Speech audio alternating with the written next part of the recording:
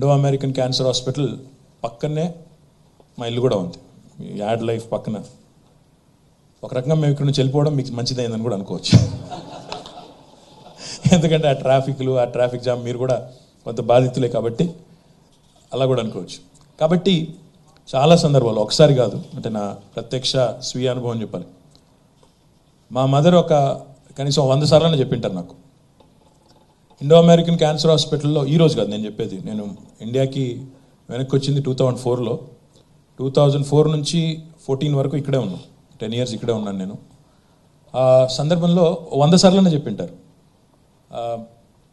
ఈ cancer hospital రద్దీ రోజు రోజుకి పెరుగుతుంది, అక్కడ బయట చాలామంది పేషెంట్స్ అటెండెంట్స్ కూడా బయట ఉంటున్నారు, ఏమైనా చేస్తే బాగుంటుంది అని చెప్పినప్పుడు నేను బాలకృష్ణ గారితో ఈ విషయం ఎప్పుడు చెప్పే సందర్భం రాలేదు, కానీ బట్ క్లియర్గా కనబడుతుంది. అంటే ఈ మాట ఎందుకు చెప్తా ఉన్నా అంటే, ఈ హాస్పిటల్కి ఉండే పేరు ప్రఖ్యాతులు, ఇక్కడ వైద్యులు అందించే సేవలు, వాటి మీద ఒక విశ్వాసం కుదిరిన పిదప పెద్ద ఎత్తున తాకిడి కూడా పెరగడం. ఇప్పుడే సెంతిల్ చెప్పినట్టు 1000 మందికి అవసరం పడుతుంది వైద్యం, అందులో 100 మందికే మనం ట్రీట్ చేయగలుగుతాం సహజంగా, ఎందుకంటే ఇక్కడ ఉండే పరిస్థితులు, ఇక్కడ ఉండే లిమిటేషన్స్ మీకున్నాయి.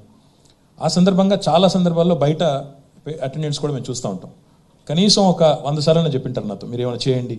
తర్వాత నేను మున్సిపల్ మినిస్టర్ అయిన తర్వాత ప్రత్యేకంగా చెప్పింది, ఇప్పుడన్నా చెయ్యి, ఇప్పుడన్నా అవకాశం ఉంది, బాగా చేయండి అని చెప్పారు.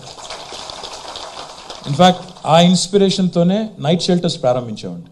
నీలోఫర్ హాస్పిటల్లో, ఇంకా ఇతర హాస్పిటల్స్లో నైట్ షెల్టర్స్ ప్రారంభించాం. ఎందుకంటే ప్రభుత్వం పరంగా ప్రభుత్వ ఆసుపత్రుల్లో ప్రారంభించాం. నేను I request the chairman and also the entire board, మీరు కనుక ముందుకు వచ్చినట్టయితే, మీరు అంటే విత్ ఇన్ ద ప్రెమిసెస్ అయినా అవుట్ సైడ్ ద ప్రెమిసెస్ అయినా ఇంకా కొన్ని షెల్టర్స్ నిర్మాణం చేసేదానికి కూడా ప్రభుత్వం వైపు నుంచి కూడా will contribute. Let us not just look for donors, let us actually contribute from the government side as well, so as to take care of all these patients and their attendants who have to spend long sleepless nights for a very long period of time.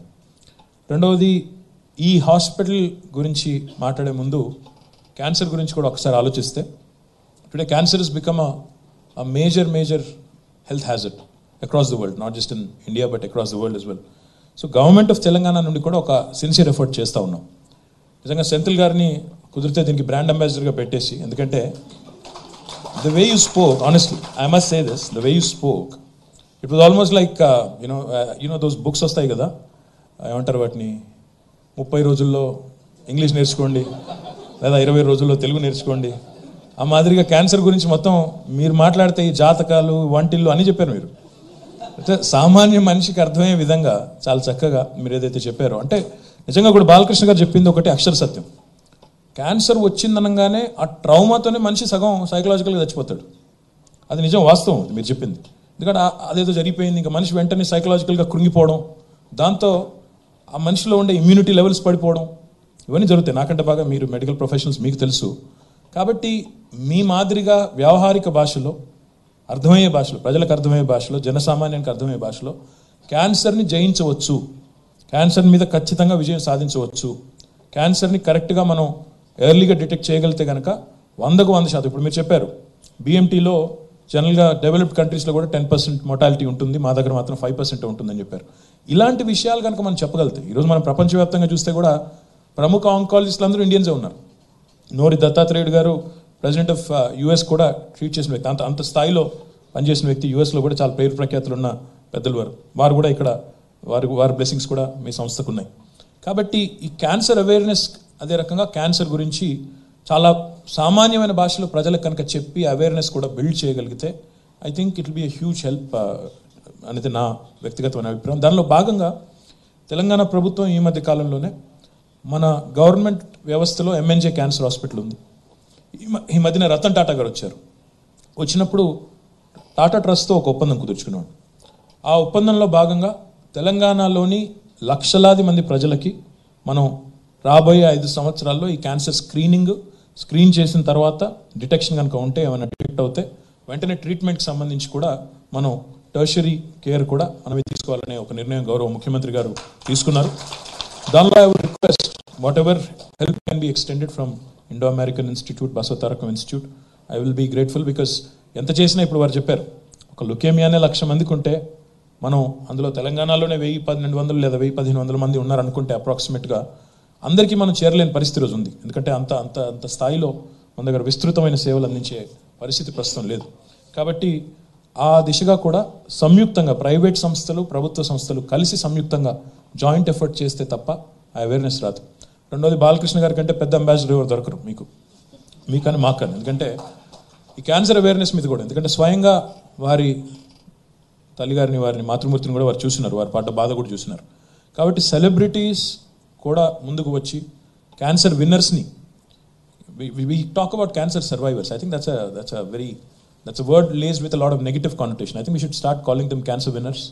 క్యాన్సర్ని జయించిన వీరులుగా, క్యాన్సర్ని జయించిన వారిగా మనం కనుక మాట్లాడగలిగితే దాన్ని రిపీటెడ్గా celebrity endorsements కూడా మీలాగా స్టార్ పవర్ ఉన్న వాళ్ళు మాట్లాడితే ఇంకా కూడా బాగుంటుంది అనేది ఇంకొక అభిప్రాయం. తెలంగాణ ప్రభుత్వ పక్షాన ఇంకొక నిర్ణయం కూడా, ఎందుకంటే ఇది యాడ్ హాక్ ఉండకూడదు. ఇప్పుడు నాకు ప్రసాద్ గారు చెప్తా ఉన్నారు, బాలకృష్ణ గారు మాట్లాడుతున్నప్పుడు, మంచి కార్యక్రమాలు చేసే సంస్థలు, ట్రస్టులు కానీ, ఇలాంటి ఉదాత్తమైన ఆశయంతో పెట్టిన ఆసుపత్రులు కానీ, లేదా ఇంకా చాలా ఆర్ఫనేజెస్ కానీ ఇంకా చాలా ఉన్నాయండి. వీటన్నింటికీ కూడా ప్రభుత్వ పరంగానే ఒక నిర్ణయం తీసుకుని, ఎందుకంటే ముఖ్యమంత్రులు మారచ్చు, ప్రభుత్వాలు మారచ్చు, మంత్రులు మారచ్చు, కానీ మంచి పని చేసే వాళ్ళకి ప్రోత్సాహం మారకూడదు.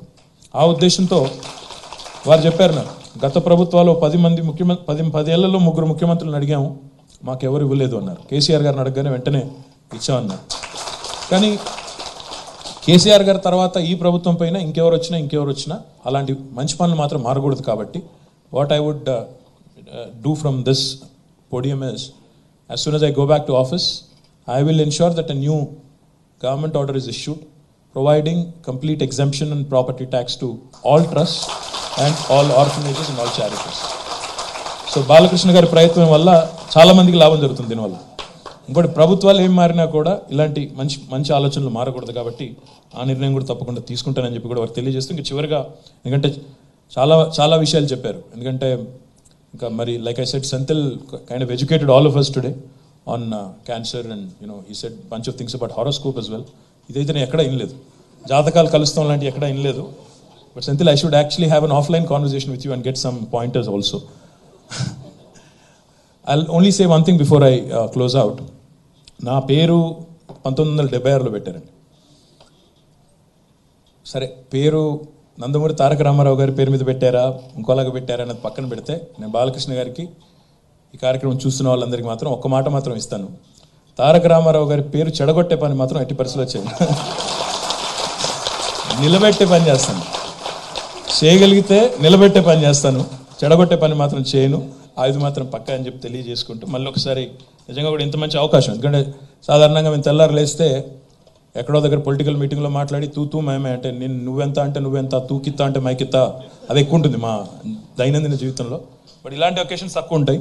సో వచ్చినప్పుడు అందులో కూడా అన్నిటికీ అతీతంగా ఇంత మంచి కార్యక్రమంలో పాల్గొనే మంచి అవకాశాన్ని కల్పించినందుకు హృదయపూర్వకంగా బాలకృష్ణ గారికి, అదే రకంగా వారి ఎన్టీఆర్ మొత్తం బసవతారకం క్యాన్సర్ హాస్పిటల్ సిబ్బంది మొత్తానికి హృదయపూర్వకంగా ధన్యవాదాలు. మీడియా మిత్రులకు కూడా ధన్యవాదాలు. వార్తావాణి న్యూస్ ఛానల్ ఎప్పటికప్పుడు రాజకీయ, సినీ విశేషాలు, స్పోర్ట్స్ మరియు సాంకేతిక పరమైన మరెన్నో విషయాలను మన ముందుకు తెస్తుంది. మరింత సమాచారం కొరకు వార్తావాణి న్యూస్ ఛానల్ ని సబ్స్క్రైబ్ చేయండి.